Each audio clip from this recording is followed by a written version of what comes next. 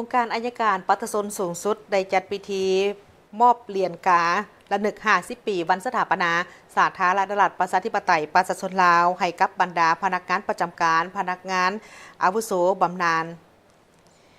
ให้เกียรติประดับเหรียญโดยแมนสหายไสสนาโคตรภูธรกรรมการศูนย์กลางพรรคเลขาคณะบริหารงานพรรคหัวหน้าองค์การอัยการปัตตชนสูงสุดมีคณะประจำพรรคและบรรดาสมาชิกพรรคพนักงานเข้าร่วมสหายเพชรสมรท้องศรีทาวงศ์ห้องหัวหน้ากรมจัดตั้งพนักงานได้ผ่านดำรัสประธานประเทศฉบับเลขที่286/ปปท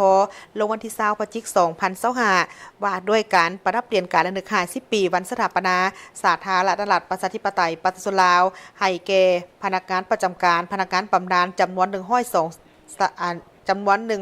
สหายหญิง34 สหายที่มีผลงานคุณงามความดีใหญ่หลวงในการอุทิศเหือแหงและสติปัญญาเข้าในภารกิจของการปกปักรักษาและสร้างสรรค์พัฒนาประเทศชาติตลอดระยะผ่านมาเป็นการย่องย่อสรรเสริญคุณงามความดีของบรรดาทานการนำในอดีตและปัจจุบันตลอดฮอดพนักงานขันต่างๆในอดีตและปัจจุบัน